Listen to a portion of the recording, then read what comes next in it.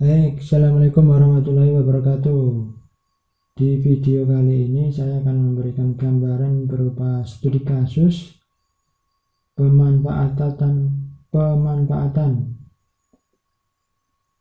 Facebook Ads untuk PPDB maupun branding sekolah.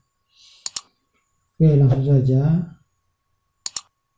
Di studi kasus ini saya mencoba melakukan testing satu iklan untuk PPDB,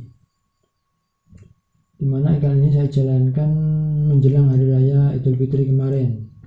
Oke, dari report di dashboard Ad Manager ini bisa kita lihat jangkauan iklannya 9.804, kemudian biaya berhasilnya sekian 758 rupiah, kemudian jumlah yang dibelanjakan ini 100.019,67 rupiah, dimana budget iklan yang saya jalankan ini hanya 30.000 rupiah per harinya. Oke, kita lanjutkan, geser ke sini. Nah, impresinya ini, impresi di sini ada CPM atau biaya per 1000 tayangan. Jadi ada impresi 13.506, biaya per 1000-nya ini 8.816. Kemudian jumlah klik tautan atau link ke website kita ada 157 klik.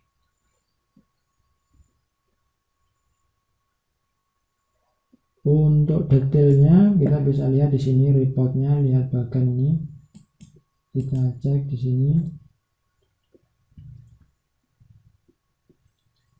Nah, ini report kinerja iklan kita. Dengan studi kasus ini semoga bisa memberikan gambaran kepada Bapak Ibu semuanya, atau mungkin rekan-rekan yang lembaganya mungkin ingin mencoba metode baru yang mungkin selama ini masih menggunakan metode offline seperti cetak brosur atau banner kemudian disebarkan atau mungkin dipasang.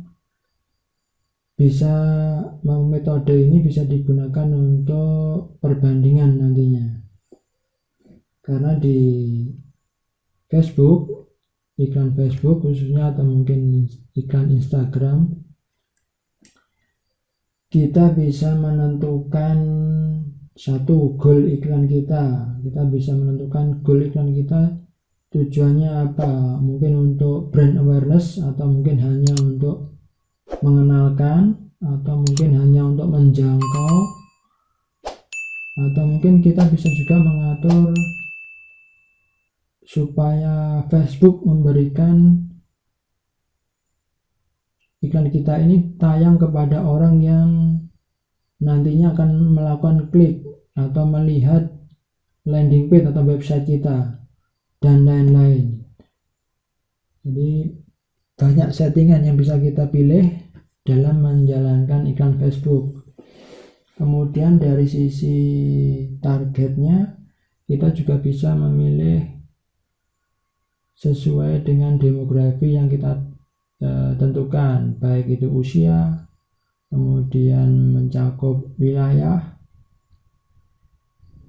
mungkin kesukaan, hobi, kemudian bahkan sampai target penggunaan perangkatnya, misalkan handphone merek Samsung atau mungkin Xiaomi, Redmi, dan lain-lain. Bahkan sampai browser yang digunakan kita bisa targeting, misalkan kita ingin menarget orang yang menggunakan Google Chrome atau mungkin Mozilla atau mungkin Safari dan lain-lain. Bahkan yang paling membuat Facebook ini sangat powerful adalah dengan adanya pixel, karena dengan pemanfaatan pixel kita bisa menghantui, dalam tanda petik ya. Jadi kalau mungkin Bapak Ibu pernah melihat postingan bersponsor di Facebook satu kali, mungkin kemudian Anda pernah klik iklan tersebut. Nah, kemudian iklan tersebut menggentayangi Anda atau menghantui Anda terus kemana-mana. Misalkan setelah Anda melihat iklan itu di Facebook, ketika Anda mungkin buka halaman yang lain, atau mungkin suatu saat Anda buka Facebook lagi, Anda masih dihantui iklan tersebut. Nah, itu pemanfaatan dari Pixel. Dan masih banyak lagi yang fitur-fitur Facebook yang cukup menarik yang bisa kita manfaatkan untuk branding sekolah maupun PPDB. Nah, pada studi kasus ini saya mencoba melakukan testing iklan pada 8 Mei sampai 12 Mei.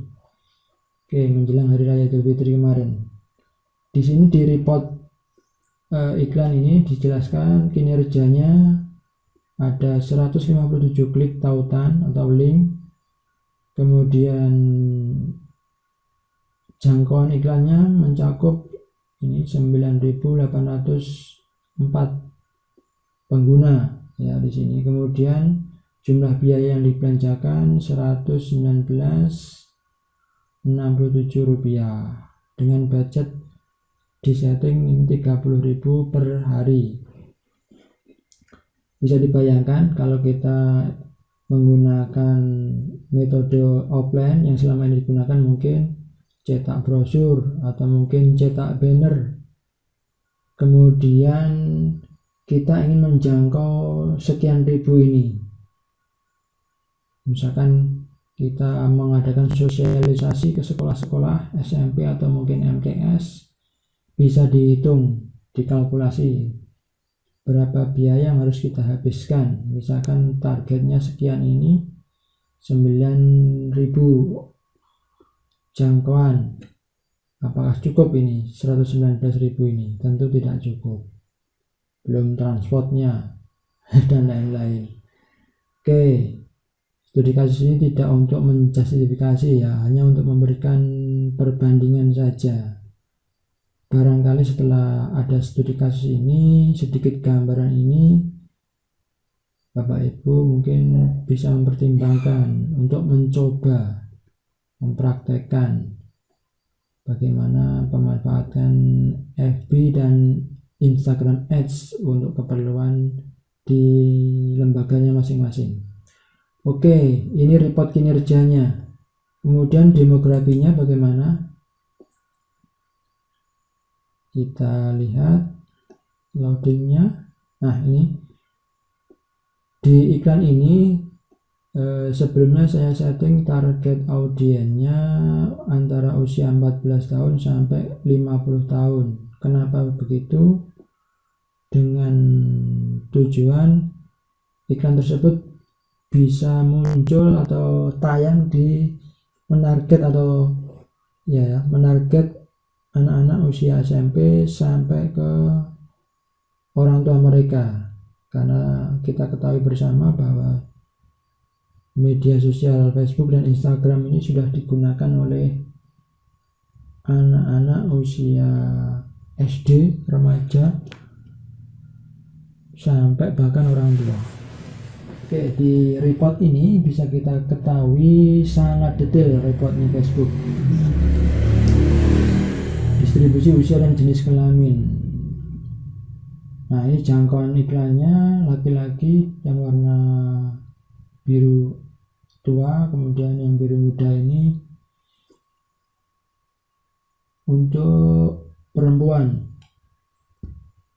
Jangkauan iklannya pada usia 13-17, ini bisa kita lihat 10% laki-laki, 3% perempuan. Kemudian untuk usia 18-24,